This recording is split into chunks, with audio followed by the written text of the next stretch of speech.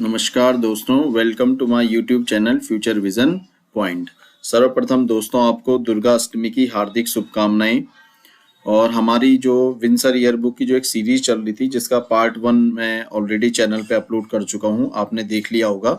अगर नहीं देखा है तो उसका लिंक मैं डिस्क्रिप्शन बॉक्स में डाल दूंगा, आप वहां पे चैनल पे जाके जरूर उसको देखिए।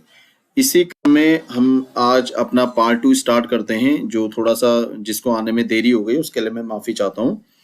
तो पार्ट जो 2 है हमारा, ये हमारा कंटिन्यू चलेगा। देखिए 5 व्यक्तित्व हमने जनरल अनिल चौहान तक उस दिन स्टडी कर लिए थे, पढ़ लिए थे, और उसी क्रम में हम आगे आज बढ़ेंगे छठे व्यक्तित्व के बारे में जिनका नाम है जनरल विपिन चंद्र जोशी। सर्वप्रथम आपको ये पता होना चाहिए कि ये किस जिले के मूल निवासी थे। देखो ये हैं अल्मोड़ा दन्या गांव के मूल निवासी। अब इसमें अल्मोड़ा ऑब्लिक पिथौरागढ़ के कई सोर्सेस में पिथौरागढ़ भी दे रहा है, कई जगह अल्मोड़ा दे रहा है, लेकिन आप इसका पहली जो प्राथमिकता देंगे, आंसर जब आप अपने एग्जाम में इसको टिक करेंगे तो पहली प्राथमिकता दोस्तों आपने अल्मोड़ा दन्या गांव देनी है। सपोज आपका अल्मोड़ा ऑप्शन में नहीं है और पिथौरागढ़ है तो आप पिथौरागढ़ मारेंगे। अगर दोनों ऑप्शन में दे रखे हैं तो पहली जो प्राथमिकता है, फर्स्ट जो प्रायोरिटी है आपकी, वो अल्मोड़ा आएगी, अल्मोड़ा दन्या गांव। सेकेंड फैक्ट इनसे बनता है कि ये 17वें चीफ ऑफ आर्मी स्टाफ थे 1993 में। 1993 और 94 की बात है, 1993 में बन गए थे आपके 17वें चीफ ऑफ आर्मी स्टाफ। ये भी इंपॉर्टेंट फैक्ट है आपका। फिर है कि उत्तराखंड से ये प्रथम थल सेना अध्यक्ष थे। ठीक है, उत्तराखंड से बनने वाले ये प्रथम थल सेना अध्यक्ष हैं, इसलिए महत्वपूर्ण हो जाता है। और इससे मोस्ट इंपॉर्टेंट फैक्ट है जो एग्जाम में आपके आने के सबसे ज्यादा प्रबल संभावना है कि भारतीय सेना के अभी तक एकमात्र ऐसे अध्यक्ष जिनकी मृत्यु उनके कार्यकाल के दौरान हुई थी, वो थे आपके जनरल विपिन चंद्र जोशी।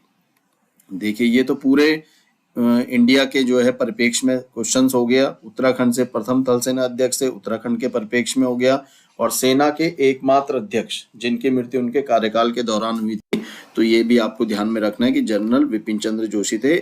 जो मृत्यु हुई थी इनकी 19 नवंबर 1994 को नई दिल्ली, न्यू दिल्ली में इनकी मृत्यु हो गई थी। तो देखिए इससे यही इंपॉर्टेंट फैक्ट बनते हैं जनरल विपिन चंद्र जोशी से। ठीक है, किताब में, बुक में आप देखेंगे तो देखिए बहुत डिटेल है, लेकिन हमें इतना डिटेल नहीं पढ़ना, हमें वो चीज पढ़नी है जिससे हमारा मोस्ट इंपॉर्टेंट क्वेश्चन बन सकता है। तो मैं जो फैक्ट आपके लिए ला रहा हूँ, हैंड रिटन फैक्ट इसीलिए लेके आ रहा हूँ कि आपको मोस्ट इंपॉर्टेंट जो फैक्ट्स हैं वो आपको मिले, और जिनकी जानकारी आपको हो और आप एग्जाम में उसका जो आंसर है वो उसको सही करें। तो हम बहुत ज्यादा डिटेल में इसीलिए नहीं पढ़ रहे हैं, फैक्ट पढ़ रहे हैं। इन चारों फैक्टों को देखिए आपको अच्छे से याद करना है, इसको बिल्कुल अपने दिमाग में बिठाना आपने। इसी क्रम में देखिए आगे बढ़ते हैं एडमिरल देवेंद्र कुमार जोशी। देखिए पहले थे हमारे विपिन चंद्र जोशी, फिर आपके देवेंद्र कुमार जोशी। देखिए ये मूल निवासी, ये भी अल्मोड़ा के हैं, दौलाघाट गांव के हैं, अल्मोड़ा के रहने वाले हैं। ये थे आपके 21वें अध्यक्ष। अगस्त 2012 से फरवरी 2014 तक थे 21वें अध्यक्ष थे। उत्तराखंड से, ये के की जगह दोस्तों से होना चाहिए यहाँ पे, उत्तराखंड से प्रथम नौसेना अध्यक्ष थे एडमिरल देवेंद्र कुमार जोशी जी, अल्मोड़ा के रहने वाले। ठीक, भारतीय नौसेना के एकमात्र अध्यक्ष जिन्होंने अपने पद से त्यागपत्र दिया था। बहुत मोस्ट इंपॉर्टेंट फैक्ट है, जैसे वहां पे था कि पहले एकमात्र सेना के एकमात्र अध्यक्ष जिनकी मृत्यु उनके कार्यकाल के दौरान हुई थी, तो वो जनरल विपिन चंद्र जोशी हो गए। जिन्होंने अपने पद से त्यागपत्र दिया था वो थे आपके देवेंद्र कुमार जोशी। तो दो बहुत इंपॉर्टेंट फैक्ट्स है जो आपको याद में रखने। अब इन्होंने देखिए त्यागपत्र क्यों दिया था, क्योंकि INS सिंधु रत्न दुर्घटना के कारण नैतिक जिम्मेदारी लेते हुए इन्होंने अपना त्यागपत्र दे दिया। देखिए दोस्तों, इन्होंने नैतिक जिम्मेदारी ली थी और INS एक सिंधु रत्न दुर्घटना हुई थी, उसके कारण इन्होंने नैतिक जिम्मेदारी ली और अपना जो त्यागपत्र है, तो ये अपने एकमात्र ऐसे अध्यक्ष थे जिन्होंने अपने पद से कार्यकाल पूरा होने से पहले त्यागपत्र देने वाले पहले नौसेना अध्यक्ष हो गए हमारे एडमिरल देवेंद्र कुमार जोशी। 2017 में इन्हें अंडमान निकोबार द्वीप समूह का उपराज्यपाल भी नियुक्त किया गया। ये भी इंपॉर्टेंट फैक्ट है कि उत्तराखंड से जो है देवेंद्र कुमार जो जोशी थे वो अंडमान निकोबार जो द्वीप समूह है उसके उपराज्यपाल भी रह चुके हैं 2017 में। देखिए बहुत इंपॉर्टेंट फैक्ट है, विंसर ईयर बुक में कई बार क्वेश्चंस जो है एग्जाम में आयोग पूछ लेता है, और ये फैक्ट आपको इसीलिए दिए जा रहे हैं कि आप सिर्फ फैक्ट याद करिए। बहुत ज्यादा डिटेल पढ़ेंगे तो आपको चीजें याद नहीं रहेंगी। फैक्चुअल आप याद करेंगे, क्योंकि उत्तराखंड में देखिए फैक्ट का बड़ा वो है, फैक्ट आपको याद होनी चाहिए। पीसीएस है, लोअर पीसीएस है, आरओ एआरओ है, या आप ग्रुप सी एग्जाम में लीजिए, कुछ क्वेश्चंस देखिए आपके फैक्ट हैं, ऐसा नहीं कि कंसेप्ट भी है, लेकिन फैक्चुअल क्वेश्चन भी, और फैक्ट क्वेश्चन आपको याद करने पड़ेंगे। चलिए इसी क्रम में हम आगे बढ़ते हैं। दरबान सिंह नेगी, अगली जो पर्सनैलिटीज है हमारे सामने वो है दरबान सिंह नेगी। मूल निवासी चमोली के हैं, फारथीर गांव के रहने वाले हैं। भारत के देखिए पहले विक्टोरिया क्रॉस विजेता हैं। 1914 में इनको विक्टोरिया क्रॉस मिला था। ये तो आपको देखो कॉमन फैक्ट है, आपने पढ़ा भी होगा, फिर भी आपको लिया जा रहा है।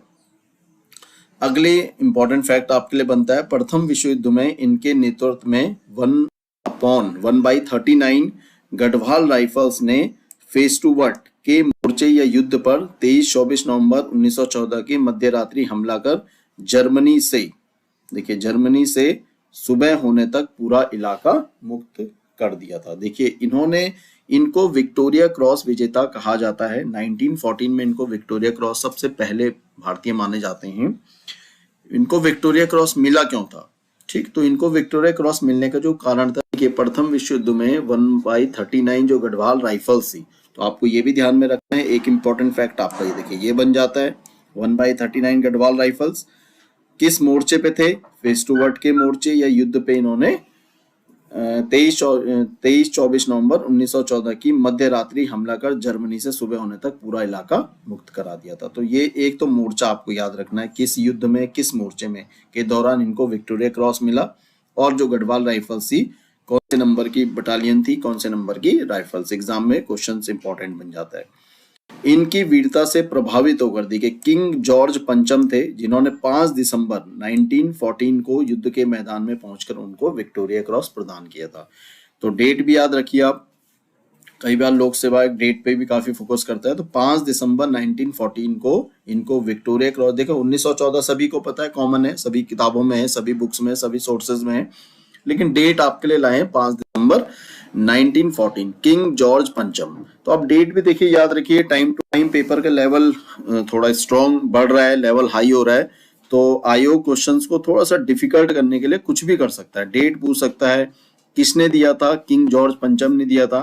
देखो ये क्वेश्चन सबसे पहले ये आए थे, तो सबसे पहले विक्टोरिया क्रॉस प्राप्त विजेता हमारे दरबान सिंह नेगी हो गए। लेकिन अब क्वेश्चंस के लेवल को अगर आयोग ने थोड़ा सा डिफिकल्ट करना है, उसको डिफिकल्ट लेवल पे क्वेश्चन को डालना है, तो पूछ लेगा आपको किंग जॉर्ज पंचम किसने दिया था, किंग जॉर्ज पंचम, डेट पूछ लेगा। तो 5 दिसंबर 1949, 6 दिसंबर 1914, 7 दिसंबर, 8 दिसंबर, इस तरह से आपको डेट दे देगा, जिसमें आपको डेट याद में रखनी है। ठीक है, और कौन से मोर्चे पे था ये भी याद रखना है। गढ़वाल राइफल्स की बटालियन ये आपको याद रखना है। तो इन चीजों को आप विशेष फोकस करें। गढ़वाल राइफल्स को देखिए बैटल ऑफ फेस्टुवर्ट इन फ्रांस का खिताब भी दिया गया है। तो ये क्वेश्चन आ सकता है कि बैटल ऑफ फेस्टुवर्ट इन फ्रांस का खिताब गढ़वाल राइफल्स को दिया, कुमाऊं रेजिमेंट को दिया, या गोरखा रेजिमेंट को दिया, तो ये भी आपने याद रखना है। तो ये देखिए फैक्ट आपको विक्टोरिया जो दरबान सिंह नेगी जिनको विक्टोरिया क्रॉस मिला है, उनसे जो फैक्ट बनते हैं, मोस्ट इंपॉर्टेंट फैक्ट हैं आपके, जिनसे क्वेश्चंस आने की बहुत संभावना है एग्जाम में। आगामी जितनी भी आपकी परीक्षाएं हो, चाहे आपकी वनडे एग्जाम हो, चाहे आपका प्री का हो, पीसीएस देना है, आपका लोअर पीसीएस है, या आरओ समीक्षा अधिकारी जिसका आपको बहुत समय से इंतजार है, उसका नोटिफिकेशन भी आने वाला है, तो उसके लिए भी आप अपनी स्टडी को स्ट्रॉन्ग रखिए। लेकिन आप स्टडी जो आपको करनी है वो आपको मल्टी एग्जाम के लेवल पे करनी है, नहीं कि हमें ग्रुप सी की तैयारी करनी है या एक वनडे एग्जाम की तैयारी करनी है। आप स्टडी ऐसा करिए जिसकी जो रिक्वायरमेंट है वो स्टडी की, वो सब जगह आपकी फुलफिल बैठे आपके। तो इस तरह से देखिए फैक्ट को याद करिए, इनसे फैक्ट आपके पूरे आने की संभावना रहेगी। इसी क्रम में देखिए आगे बढ़ेंगे हम।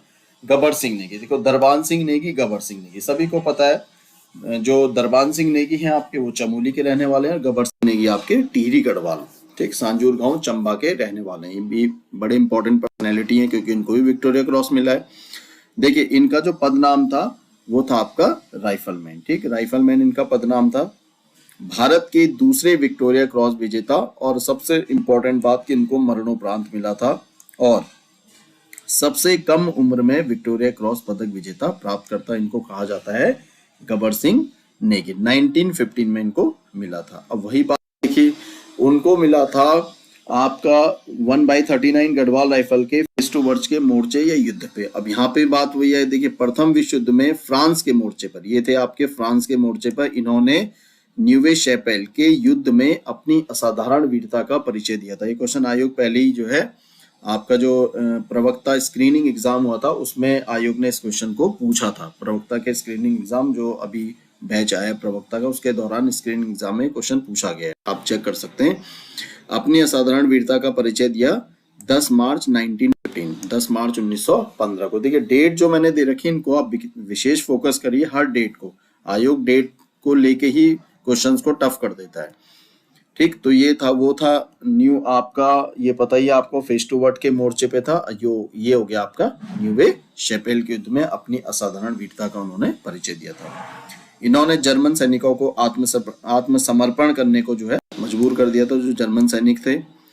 वर्ष 1925 से 21 अप्रैल को इनकी याद में देखो चंबा में एक गबर सिंह नेगी मेला का भी आयोजन किया जाता है। बहुत कॉमन क्वेश्चन है। तो चंबा में ये मेला लगता है 21 अप्रैल को, लेकिन स्टार्ट कब से हुआ था? 1925। ये भी क्वेश्चन आ सकता है। देखिए मेला कहाँ लगता है, बहुत कॉमन क्वेश्चन है कि चंबा टिहरी में मेला लगता है, लेकिन मेला प्रारंभ कब से हुआ था, लगना कब से प्रारंभ हुआ था, यहीं पे क्वेश्चन का जो लेवल है वो आपका डिफिकल्ट हो जाता है। बस हम यहीं पे कहते हैं यार क्वेश्चन बहुत टफ आ गया, क्योंकि हमने तो सिर्फ इतना पढ़ा कि मेला लगता है चंबा में, गबर सिंह नेगी मेला बड़ा कॉमन क्वेश्चन है, लेकिन ये मेला इस प्रारंभ लगना कब से होता है? 1925 और 21 अप्रैल को इनकी याद में लगाया जाता है। इनकी जो मृत्यु तिथि थी वो 10 मार्च 1915, जो युद्ध हुआ था उसी में इनको जो है ये वीरगति प्राप्त हुए थे। 10 मार्च देखिए 1915 फ्रांस के मोर्चे पे। तो मरणोपरांत इसलिए इनको मिला है कि इनकी जो मृत्यु तिथि है वो भी आपको साथ साथ याद रखनी है, 10 मार्च 1915 को। आगे बढ़ते हैं। अगली जो हमारी देखिए पर्सनैलिटी है धूम सिंह चौहान, ये मूल निवासी आपके चमोली के रहने वाले। देखिए इनके जो डिस्ट्रिक्ट है वो आप याद रखिए, बहुत क्वेश्चंस पूछे जाते हैं किस जिले से संबंधित है। तो धूम सिंह चौहान हो गया आपके चमोली। अब देखिए इनके बारे में ऑलरेडी देखा आपको हाईलाइटेड मैटर भी मिल रहा है। गढ़वाल राइफल्स के पहले भारतीय अफसर, ये सबसे पहला सवाल आपका बनेगा, किस राइफल्स के थे? गढ़वाल राइफल के थे। पहले भारतीय अफसर थे जो राइफल मैन के रूप में भर्ती हुए। देखो इनको राइफल मैन के रूप में भर्ती किया गया और किंग्स कमीशन प्राप्त कर सरदार बहादुर की पदवी और जागीर प्राप्त कर पूरे 31 वर्ष की सेवा के बाद ये सेवानिवृत्त हुए थे। तो इनके बारे में बहुत एक स्ट्रॉन्ग जानकारी है कि राइफल मैन के रूप में भर्ती हुए और किंग्स कमीशन प्राप्त कर सरदार बहादुर की पदवी और जागीर प्राप्त इन्होंने करी थी। ये बहुत बड़ा एक अचीवमेंट है अपने आप में। 1929 में वह सम्राट जॉर्ज पंचम के अर्दली ऑफिसर के पद पर भी ये चयनित हुए थे। यहाँ से भी आपका क्वेश्चन बन सकता है, आपको याद रखना है अच्छे से, ठीक। जॉर्ज पंचम के थे अर्दली मतलब जैसे आप कह सकते हो कि जैसे आज की डेट में हम कहते हैं कि भाई कोई भी किसी के साथ सिक्योरिटी, जैसे गनर भी कहते हैं हम, कि कोई भी जैसे नेता चलता है या कोई भी जो अधिकारी लेवल के हैं उनके साथ सबके साथ क्या होते हैं? गनर होते हैं उनके सुरक्षा के लिए। तो वैसे इनके अर्दली भी होते थे, जो अर्दली हो गए तुम्हारे अर्दली ऑफिसर के पद पे चयनित हुए थे, तो उनका नाम था धूम सिंह चौहान, जो आपको विशेष याद रखना है। चलिए अगली इसी क्रम में आगे बढ़ते हैं। देखिए लाट सूबेदार बलभद्र सिंह नेगी, लाट सूबेदार बलभद्र सिंह नेगी, मूल निवासी पौड़ी गढ़वाल। पहला क्वेश्चन, पहला फैक्ट आपका यही बनेगा कि जो हमारी इंपॉर्टेंट पर्सनैलिटीज हैं, और ये सबसे महत्वपूर्ण है, देखिए इंपॉर्टेंट भी आपको पता ही है, तो इनके डिस्ट्रिक्ट आपको विशेषकर याद रखने हैं। ये थे पौड़ी गढ़वाल के। गढ़वाल राइफल्स की स्थापना करने का श्रेय, देखिए गढ़वाल राइफल्स की स्थापना में इनका एक विशेष योगदान माना जाता है कि लाट सूबेदार, देखिए लाट सूबेदार इनकी क्या थी? पदवी कह सकते हैं, उपाधि कह सकते हैं, और नाम था इनका बलभद्र सिंह नेगी। तो बलभद्र सिंह नेगी जी ने जो हमारी गढ़वाल राइफल्स है उसकी स्थापना करने में अपना विशेष एक योगदान दिया था, सहयोग दिया था। आंग्ल अफगान युद्ध में अपनी वीरता का इन्होंने परिचय दिया। इन्हें सर्वप्रथम ऑर्डर ऑफ मेरिट सम्मान दिया गया है। ऑर्डर ऑफ मेरिट सम्मान किसको दिया गया है? तो आपको बिल्कुल आपका आंसर आना चाहिए बलभद्र सिंह नेगी। गढ़वाल राइफल्स की स्थापना में किसने योगदान दिया? तो Balbhadra Singh Negi. Order of British India सम्मान से नवाजा गया, Balbhadra Singh Negi. Commander in chief का अंगरक्षक बनाने के बाद इन्हें देखिए लाट सूबेदार की पदवी, मैंने अभी आपको बताया था कि लाट सूबेदार इनकी पदवी है, आयोग क्वेश्चन बना सकता है कि लॉर्ड सूबेदार की पदवी से, ठीक है, किसको विभूषित किया गया था, तो इनको करा गया था बलभद्र सिंह ने। तो देखिए इंपॉर्टेंट फैक्ट है, आप इसको पढ़िए, इसको याद करिए, लेकिन याद करना है दोस्तों इसको, और इसको एग्जाम के पॉइंट ऑफ व्यू, आपके आने वाले सभी एग्जाम्स में, ये पर्टिकुलर मैंने किसी एक एग्जाम के लिए नहीं बनाई है कि आरओ के लिए बनानी है या आपको फॉरेस्ट गार्ड, ये सभी एग्जाम में आपको लाभकारी सिद्ध होगा अगर आप इसको अच्छे से पढ़ेंगे और याद करेंगे। हमारी नेक्स्ट पर्सनैलिटी हैं जसवंत सिंह रावत। देखिए जसवंत सिंह जो रावत हैं, इनके बारे में आपने सुना ही होगा। ये भी देखिए मूल पौड़ी गढ़वाल से रहने वाले हैं, जसवंत सिंह रावत, चौथी गढ़वाल राइफल्स के सैनिक। देखो ये जरूर याद रखिए आप, ठीक दोस्तों, किस गढ़वाल राइफल के थे, चौथी गढ़वाल राइफल्स के सैनिक, ठीक। उनकी ट्रेनिंग के दौरान, देखो जब उनके ट्रेनिंग चल रही थी जसवंत सिंह रावत जी की, तो अरुणाचल प्रदेश में भारत चीन सीमा पर वर्ष 1962 में चीन ने घुसपैठ कर, देखो 1962 का युद्ध आपको याद होगा, चीन ने घुसपैठ करी। इन्होंने चीनी फौज को 72 घंटे तक इन्होंने दोस्तों अकेले रोके रखा। 72 आवर्स तक ये खुद सामना करते रहे और बड़ी बहादुरी से ये लड़ते रहे, और लड़ते लड़ते ही जो है ये आपके वीर गति को प्राप्त हुए थे।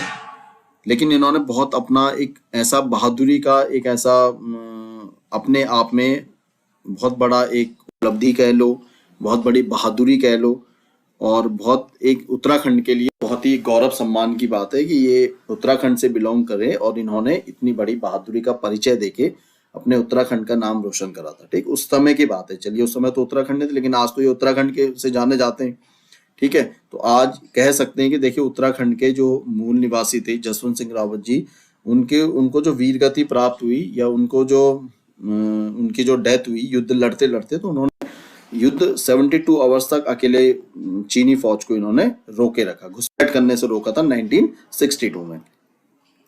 मृत्यु तिथि 17 नवंबर 1962, बिल्कुल याद रखिए। देखिए 1962 में ही ट्रेनिंग के दौरान ही देखो इन्होंने ट्रेनिंग अपना कराई था, तुरंत इनको जो है ट्रेनिंग के दौरान ही अरुणाचल प्रदेश में इनको भेजा गया, और यहीं पे 62 में युद्ध में ये देखिए अपने प्राण को न्यौछावर कर बैठे। उपनाम हीरो ऑफ नेफा, क्यों, नेफा किसको कहते हैं, अरुणाचल प्रदेश को, ध्यान रखिएगा, कई बार क्वेश्चन आता है नेफा अरुणाचल प्रदेश, तो हीरो ऑफ नेफा इनको कहा जाता है क्योंकि अरुणाचल प्रदेश की सीमाओं पे इन्होंने जो है युद्ध में रोके रखा था।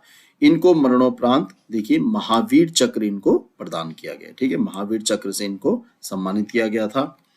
उनकी याद में प्रत्येक वर्ष देखिए 17 नवंबर